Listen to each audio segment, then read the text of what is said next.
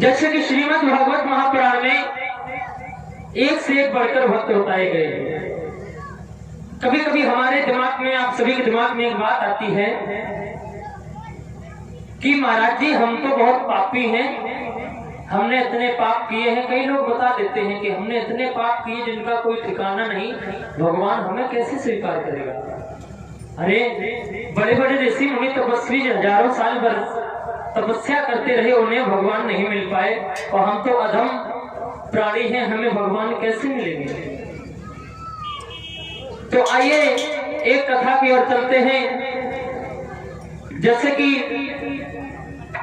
एक भक्त हुए हैं, एक अजामिल नाम के ब्राह्मण, बहुत ही विद्वान ब्राह्मण थे, बहुत ही प्रकांड ब्राह्मण थे, हर एक बात बता दिया करते थे, सब कुछ भगवान में प्रीति भी थी। एक समय क्या हुआ, वो एक वैश्या के चक्कर में पड़ गए, और उस वैश्या के चक्कर में पड़े, उस वैश्या के प्रेम में इतने लीन हो गए कि भगवान को भूल गए। हम लोग भी भगवान को किसी न किसी चक्कर में भूल जाते हैं। अजामिल वैश्या के चक्कर में आकर के बहुत ही नीच कर्म करने लगे, उस वैश्या को अपने घर में रख लिया, उससे विवाह कर लिया। तो सभी लोगों ने उनका बहिष्कार कर दिया, ये तो वैश्या को रखे हुए है अपने घर में, इसको हटाओ, बहिष्कार कर दिया। अब उनके घर में कोई नहीं आता है, कोई नहीं जाता है, बहुत परेशान रहते हैं अजामिल। और अजामिल को कोई मतलब नहीं, अजामिल तो उसी वैश्या के प्रेम में इतने मग्न रहते हैं, उन्हें दुनियादारी से कोई मतलब नहीं भक्तों। लेकिन भगवान भक्त को कभी नहीं भूलता। हम लोग भगवान को भूल जाते हैं, लेकिन भगवान हमें नहीं भूलता। हम जो पहले भक्ति कर रहे थे, बीच में यदि भूल गए तो भगवान नहीं भूलता। अच्छा ये बताओ, जैसे कि हमारे आपके माता पिता हैं, वो हम बाहर कहीं नौकरी कर रहे हो, महीने 2 महीने हम फोन ना करें, हम माता पिता से बात ना करें, तो इसका मतलब ये तो नहीं माता पिता हमारे में भूल जाएंगे। भूल जाएंगे क्यों भैया? नहीं भूलेंगे ना। इसी तरह भगवान भी भक्त को कभी नहीं भूलते हैं। वो भगवान भक्त की रक्षा कैसे करते हैं, हमारे प्रातः स्मरणीय गोस्वामी तुलसीदास जी लिखते हैं, करहूं सदा भक्तन रखवारी,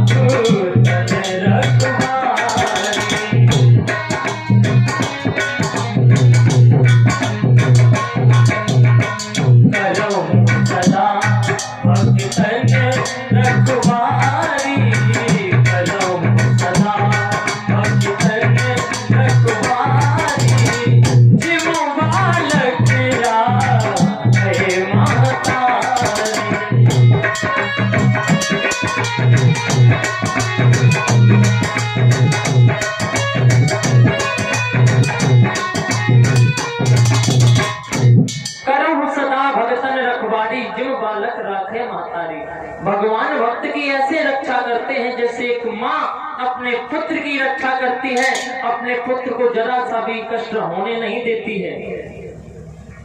आपने देखा होगा कि जब कुम्हार घड़ा बनाता है तो घड़े जब कच्चे होते हैं तो घड़े को जब आकार देता है तो घड़े के ऊपर से थाप देता है, सुना है ना, देखा भी होगा कई लोगों, थाप देता है कि घड़े का आकार अच्छा हो जाए, लेकिन अंदर से हाथ भी लगा लेता है।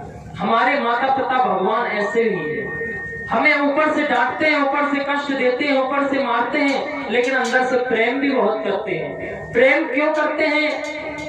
कि मेरा भक्त है, मेरा बच्चा है, हम प्रेम करेंगे। और डांटते मारते क्यों है? कहीं बिगड़ ना जाए, कहीं गलत संगति में न चला जाए। वो अजामिल आज गलत संगति में पड़ करके वैश्या को घर में रखने लगे, तो वैश्या के चक्कर में पड़ करके भगवान को भूल गए, भगवान का नाम तक लेना भूल गए। लेकिन एक समय की देखो भक्तों कि संतों का आना अजामिल के घर पे होने को हुआ, तो कुछ शरारती बच्चों ने क्या किया, 4-5 संत आए, संतों ने पूछा कि हाँ कोई ऐसे ब्राह्मण का घर है जिसके घर पे हम भोजन कर सके।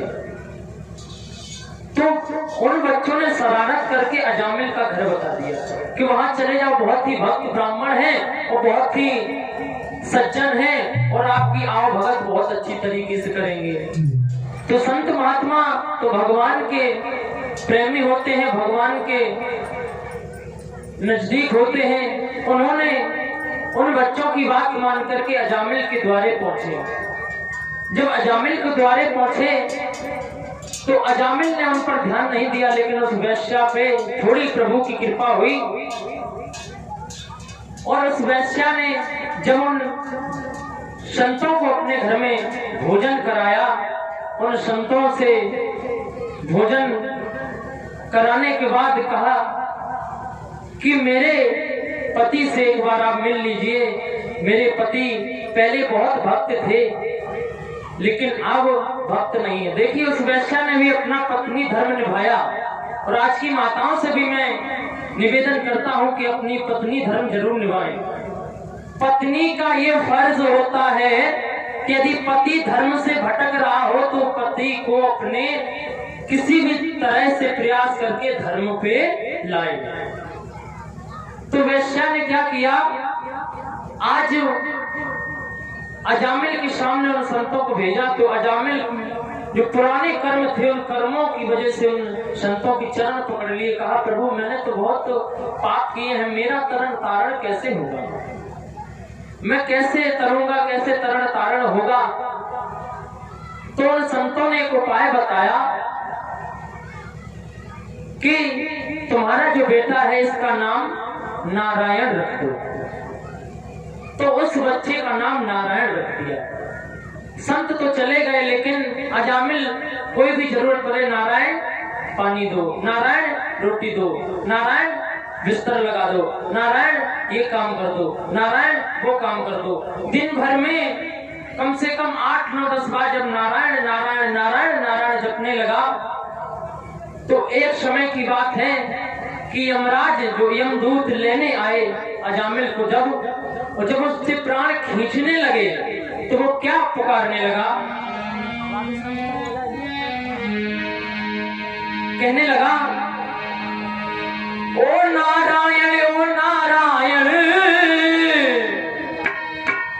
ये कैसी बात निराली है, और आकर बचा लो नारायण मेरी ऊदम ही निकाली है।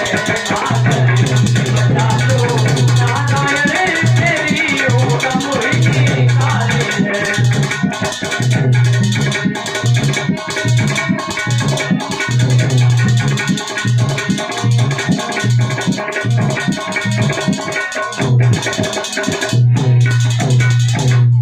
ये काले काले बादल हैं और मुझको खाए जाते हैं, और नारायण लो बचा मुझे ये मुझको चबाए जाते हैं।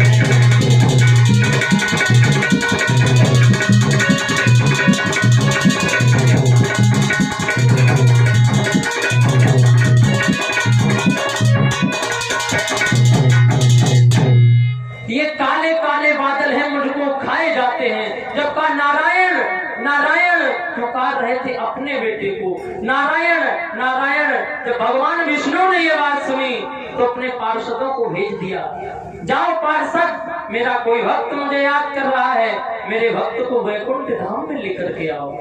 तो पार्षद पहुंच गए इधर, तो यमदूत हैं उधर। पार्षद यमदूतों से कहा इनके प्राण आप नहीं हर सकते, इन्हें तो हम वैकुंठ ले जाएंगे, इन्हें तो वैकुंठ ले जाएंगे। तो यमदूतों ने कहा, यमदूत कहने लगे कि इसका तो अंतिम समय आ गया है और अंतिम समय इसका नजदीक है, और इसलिए इसे तो जाना ही है क्योंकि ये तो बहुत अधम बहुत पापी है। तो विष्णु भगवान के पास उन्होंने कहा सुनो यमदूतों, धर्म का मतलब क्या है? धर्म का मतलब तो यही, जो भगवान का भजन करे वो भगवान का भक्त है। तो यदि जो भगवान का भजन करे ये किन्हें पुकार रहा है? नारायण को। तो इसलिए इसे हम ले जाएंगे। आज भगवान के पार्षद उसे अपने साथ वैकुंठ धाम ले गए। देखिए पहले बच्चों के नाम भगवान के ऊपर रखे जाते थे। हमारी दीदी जी ने भी बताया था।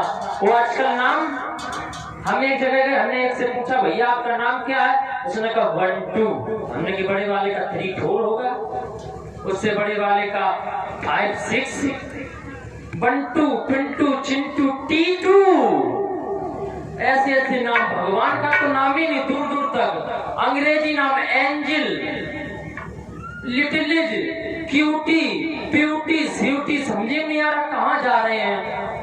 देखिए जब अजामिल ने अपने बच्चे का नाम नारायण रखा और नारायण नारायण जपने से उन्हें वैकुंठ मिल गया।